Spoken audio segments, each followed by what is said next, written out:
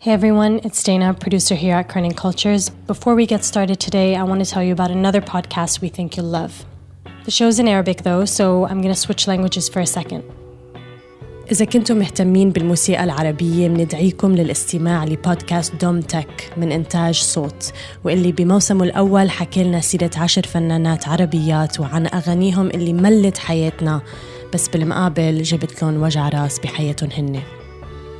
رح تحكي لنا صوت في موسمه الثاني من دوم تك عن دخول أنواع جديدة من الموسيقى على الوطن العربي مثل الروك والهيب هوب والإلكترونيك. اسمعوا بودكاست دوم تك على تطبيقات البودكاست المختلفة، بتلاقوا الرابط في وصف هاي الحلقة. خلينا نبلش القصة لليوم.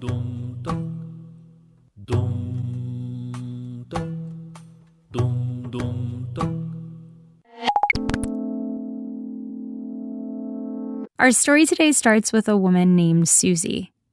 In 1975, Suzy was about 24 years old, and right out of university, she landed a job at the Beirut National Museum. I studied archaeology. In fact, I had a degree in political sciences. This is Suzy Hakimian. But I mean, it seems that fate brought me to the Department of Antiquities. There was a vacancy. And when she started working at the National Museum in Beirut, she joined a team of older, mostly male, archaeologists who were a little confused about why she was there. I remember when I came, one of the archaeologists said, "What are you going to do?" I said, "I don't know. If you give me the work, I will. When they will give me what I have to do." And in a way, they found it very funny to have somebody very, very young. Her boss at the time was this well-known, respected Lebanese archaeologist named Maurice Shihab. Maurice had earned the title of the father of Lebanese archaeology because in the early 20th century in Lebanon, he had been responsible for a bunch of important excavations. He was kind of a big deal. And Suzy quickly learned that her boss didn't like going by Maurice Shihab. If you don't call him Emir, he wouldn't be happy. But instead, he insisted on being called Emir Maurice Shihab or Prince Maurice Shihab. He was very picky. And he was very serious. And, we were all afraid of to be always on the level. You had to be always doing the best that you can do. And so he was not an easygoing person, for sure. In fact, because he was so passionate about his work. So he couldn't understand if you were somebody who was very, comment in French, tiède. You had to be also passionate like him. It meant he wasn't always an easy person to work with. But after the Lebanese Civil War started in 1975, the year Suzy started working at the Beirut National Museum, none of these workplace dynamics really mattered anymore. Because when the war began, everything changed. I'm an anxious person, so I lived the war in all its sadness and difficulties. I stopped everything, as if my life stopped. When we hear stories of war, there's trauma, destruction, and unfortunately, in many parts of the Arab world and the world in general, really, much of our historical artifacts and monuments become collateral damage. And in the 15 years that followed, that was the Lebanese Civil War, there was tragically a lot of collateral damage. But there was also something else happening, something kind of extraordinary. Inside the walls of the Beirut Museum, where artifacts more than 2,000 and 3,000 years old were on display, Suzy, Emir Maurice, and their colleagues were devising a plan to preserve these precious exhibits. Today on Kerning Cultures, when so much of a city fell to war, the National Museum that somehow shielded itself, and the history it was able to protect inside its walls. I'm Hebah Fisher, and you're listening to Kerning Cultures, stories from the Middle East and the spaces in between.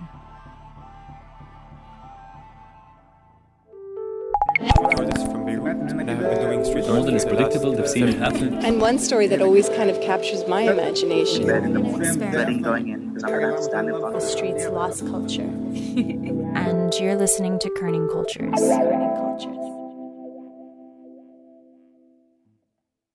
Our story today comes from producer Alex Atack.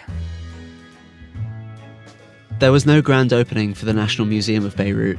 Officially, it opened on March 25th, 1942, but the building had already been there for 5 years by that point. Getting the showcases delivered from Paris kept getting delayed. Then there was World War II and the Battle of Beirut in 1941, which meant that the founding committee couldn't open it until years after they'd hoped to.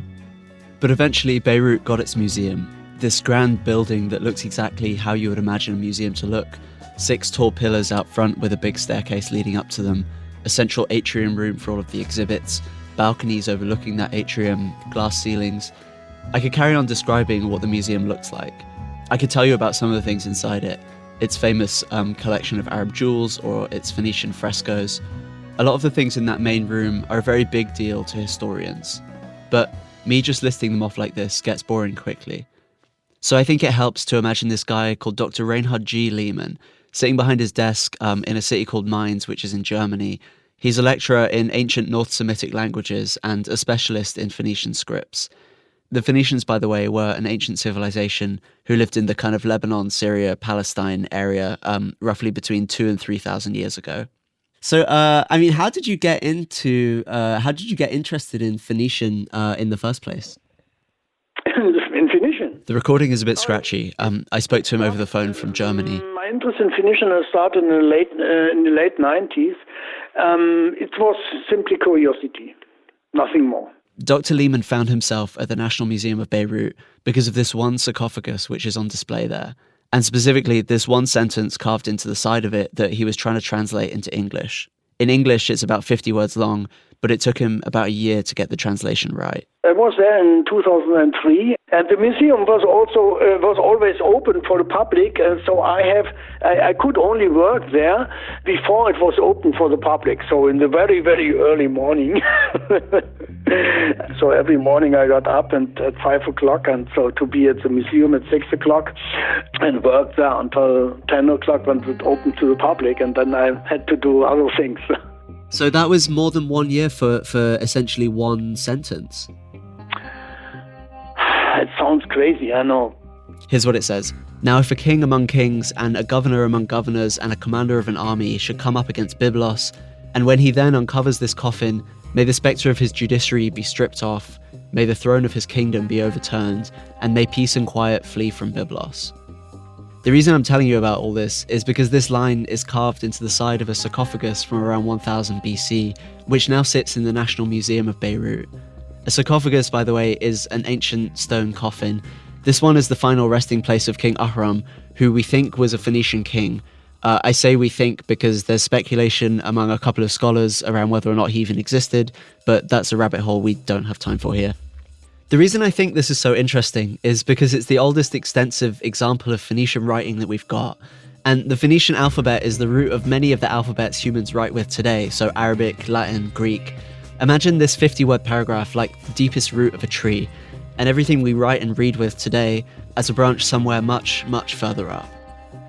This is Phoenician standard script from the 12th century, or 12th, 11th, 10th century BC, spread out in the Mediterranean. All these scripts, you can say all pure alphabet scripts of the world nowadays, are direct or indirect followers of the old Phoenician standard, what we call Phoenician standard. Wow, that's crazy, isn't it? It is crazy, indeed. By the time he'd translated that sentence, the sarcophagus had survived 15 years of war. The reason you can walk into the Beirut National Museum and see it at all now is because of this small group of museum staff who, as soon as the war came to the museum's front door and threatened its destruction, baked up what was then a radical plan to save the museum's artifacts, to spread lies and rumours and to risk their lives to keep them safe. I think between the 40s and the 70s, just before the Civil War broke, the National Museum knew its golden age. A lot of people were coming, a lot of visitors, a lot of tourists, and people were very much interested in this, in the history of this newly born country. This is Anne-Marie Afeiche? Yes, that's me. I've been working at the National Museum of Beirut since 1994. Almost an antiquity myself. She used to be the curator of the National Museum. Now she's the Director General of the Council of Museums in Lebanon. Anyway, we started our interview talking about the museum's early history.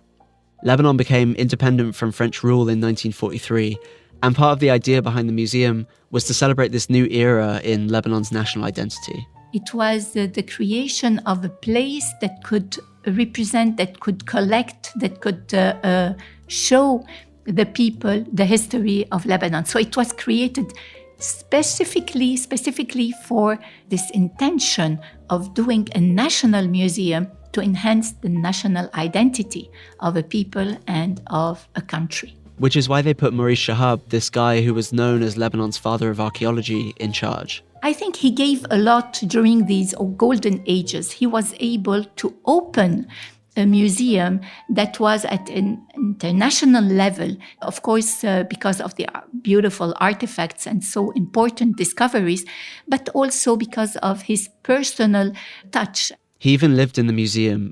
The room Anne-Marie was in when I interviewed her used to be part of his living quarters. It used to be the bedroom of one of his sons. So it's very touching to know that we are living and the offices today are in his own house. By 1975, after 35 years as the museum's director, Maurice was 71. And at the start of that year, they were preparing for a big international glass history exhibition in the museum. But in April that year, 1975, the war in Lebanon started. This was once the richest part of the richest city in the Middle East. Now it's the front line of the war in the Lebanon. Buildings where last year the money makers of the Western world exchanged their millions are now the barricades of Beirut. The war has ruined a country and destroyed a nation. And as the situation got worse, Beirut as a city was divided into two sides, and the road the museum was on, Damascus Street, was the road that marked the division. It was called the Green Line at the time, that was dividing two parts of Beirut, east and west. This was a very difficult place to cross.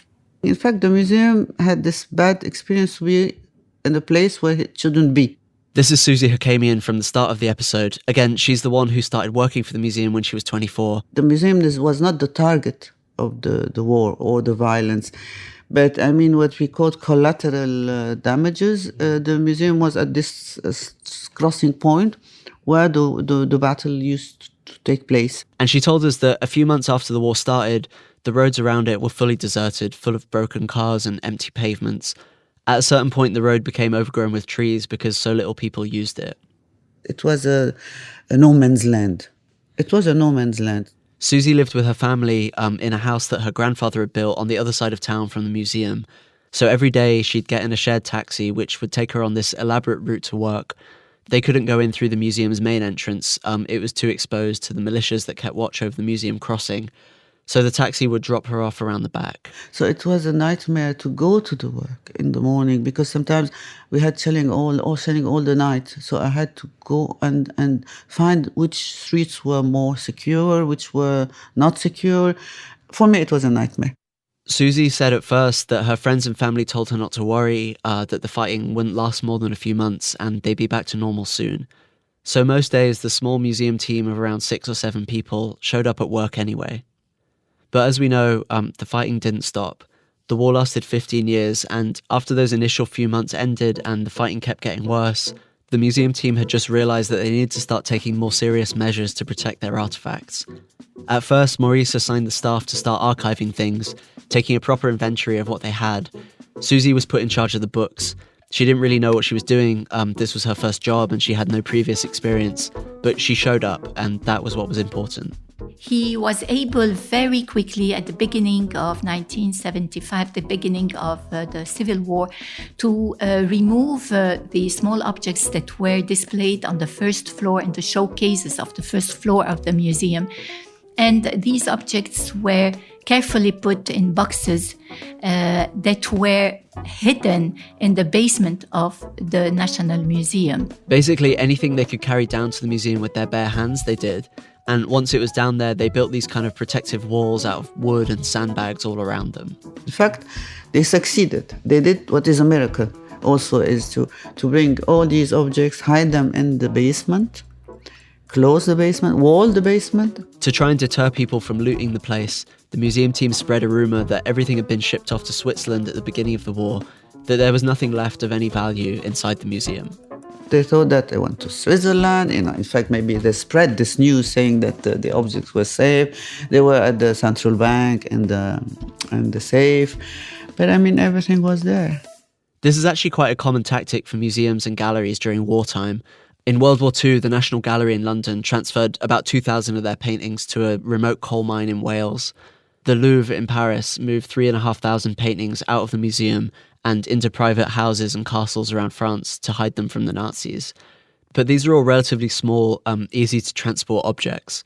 The Beirut Museum had much bigger pieces to deal with. We had huge objects, many tons, the sarcophagi, the statues, altars, mosaics on the floor and all the walls.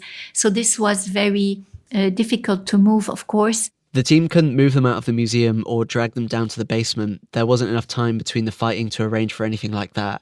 And they couldn't exactly sneak them out through a back door. Where do you want to go with the sarcophagus of 4 tons in a country or in a town which is full of bombs and shellings? You have also to be practical. Somebody said, why didn't they take them? Where to go with your sarcophagi? So they protected them, they left them, they kept them in the museum, but they protected them with the cement.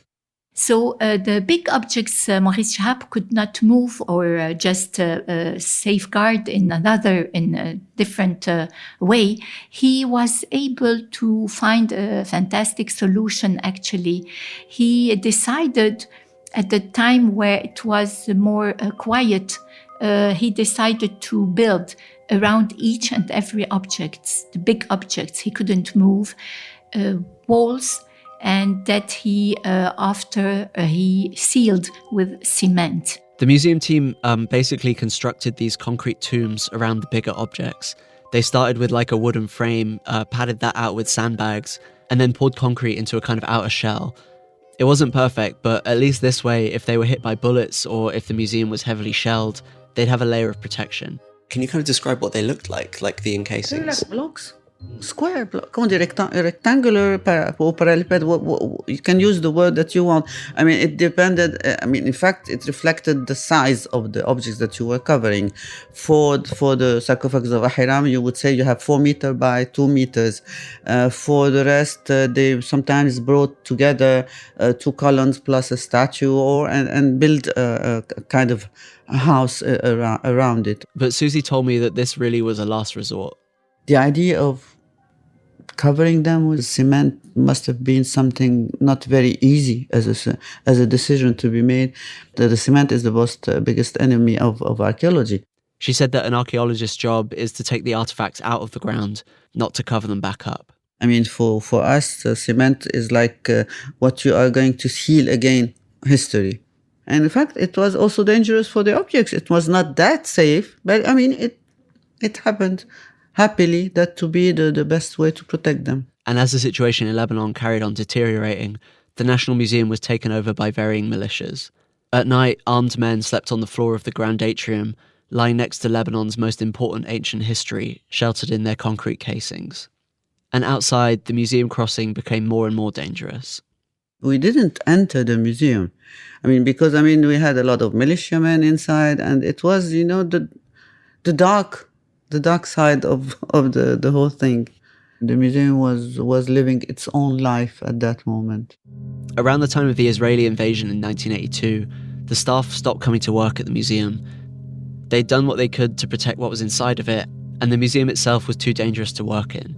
That same year, 1982, Maurice Shihab and his family moved to Paris, where they lived until the end of the 80s, until the end of the Lebanese War. The war ended, at least in theory, with the Taif Agreement in 1990. And when it did, life in Lebanon began a slow journey back to a new normal. So when you first came back in the 90s, if you were to stand outside the front of the museum, could you describe what it looked like? Terrible. It looked terrible. Actually, everything looked terrible. The whole country was completely destroyed. The outside facade was completely damaged, completely destroyed. The stairs, the staircase was also in in very bad shape. Inside the museum, doors and windows and ceiling, all the walls were burned. A lot of dirt everywhere, a lot of dust. What shall I say? It was a terrible sight. It was a mess. I mean, everything was broken. The walls had to be rebuilt. The wood, as I said, the windows, the ceilings, all the old showcases were thrown away because, I mean, they were broken. The shells were coming inside the museum at the end. So they broke everything. In November 1993, the museum opened for 10 days to raise money for its reconstruction. Around 20,000 people went on tours of the burned, leaking, windowless building. There was no electricity, but a giant shell hole in the roof let in enough sunlight for people to see the exhibition, a small collection of photographs of Lebanon before the war. One woman came up to Suzy and told her, "I didn't even know that this building was a museum." You know, the museum at a certain moment didn't have any meaning for people. It didn't have the meaning of a place, a museum. It was a crossing line. It was a demarcation line. Anne-Marie started working for the museum in 1994, 4 years after the war ended, and it was her job to bring it back to the state it was in, back to being a proper functioning museum. So when we entered the museum in the early 90s, we discovered like a surrealistic exhibition, I must say, all blocks of cement everywhere in the ground floor of the National Museum. And we were not sure about the content. So in 1995, Anne-Marie, Suzy, and the rest of the museum team, they began work to restore the exterior of the building. We had also to rebuild the walls and close the doors of the museum. I mean, you don't take off the cement before all your house is secure and safe. And so this was the first job, was to rebuild the walls. And so they did the ceilings. There were big holes in the ceiling, so it was raining inside the museum. I mean, you can imagine that it was, in French you would say, a gruyere. It's like a cheese, full of holes. And the columns were completely eaten by the shells. But when they did the rebuild, Suzy told me that they wanted to keep the architecture of the building more or less the same. They didn't change it, and this was very important. I find the building wonderful. And in 1996, we had the possibility to start breaking these cement blocks. That's the cement blocks that were protecting the large artifacts. To open them back up, they brought in a team of workers with crowbars, chisels, and hammers. The museum team stood around watching as they opened up the artifacts that they'd sealed away in these concrete tombs 15 years earlier. It's like a book, as if you were opening the two parts of the book and suddenly something appears in the light. And these were really intense moments. I must say that this is a moment of emotion you can't imagine.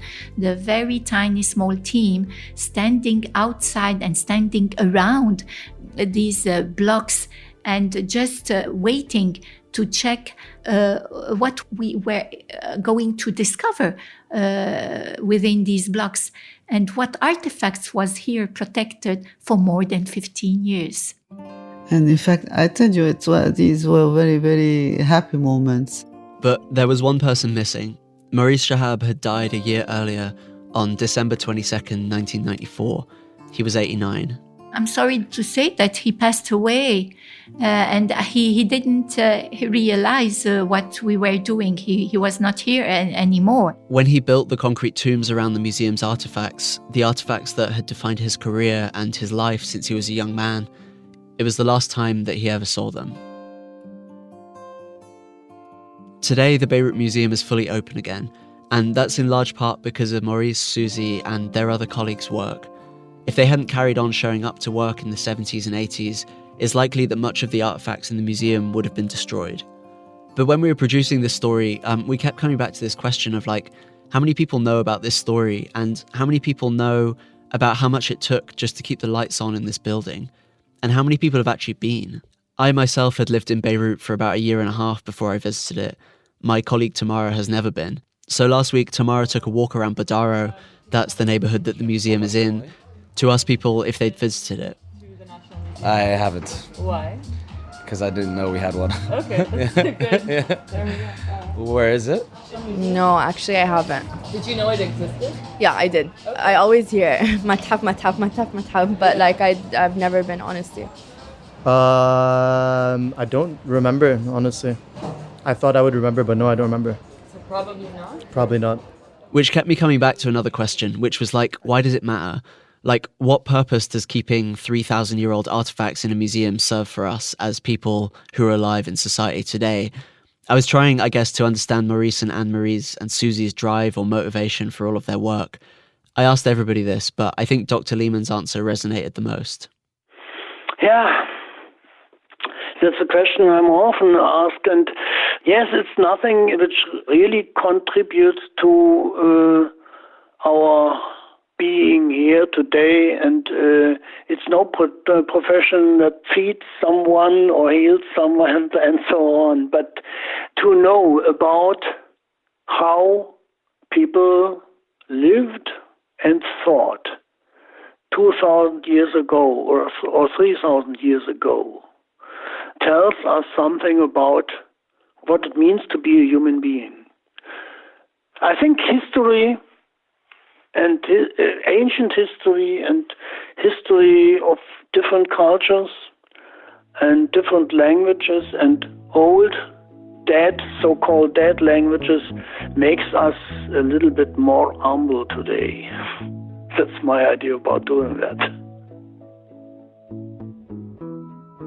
This episode was produced by Alex Atack with editorial support from Dana Ballout, Tamara Rasamny, and me, Hebah Fisher.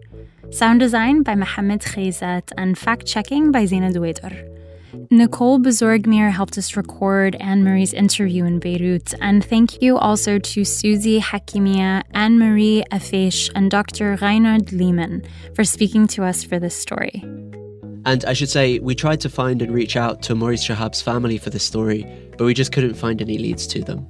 Another thing, we only used a little bit of Dr. Lehmann's tape in this story, but I spoke to him for about an hour and a half, and he told me loads more fascinating stuff about the Phoenician alphabet and the sarcophagus of Ibrahim that we just couldn't fit into the episode. So I'll be sharing some of those stories along with photos of the Beirut Museum throughout the years on our Instagram this week. Follow us there if you don't already. It's at Kerning Cultures. Another thing is we're hosting this special discussion about this episode on podacy.fm, which is an online community of podcast lovers. You can ask me anything about the episode, anything about how we produced it, how we researched it, anything else about Dr. Lehmann's research, about Anne-Marie, about Suzy, about the story in general. Basically, any questions you have, I'll be answering them until December 21st. So to join the conversation, click the link down in our show notes, and I'll see you there. And lastly, thank you to all of our new patrons supporting us this month. Branka, Laura, Lauren, and Alex, you are helping to make the production of these stories possible. Thank you. If you're loving KC and want to help support us, consider becoming a patron on Patreon. Go to patreon.com/Kerning Cultures, or just click the link in this episode's description. Tiers start at $1 a month and include great perks, including our eternal love. Thanks for listening. Until next time.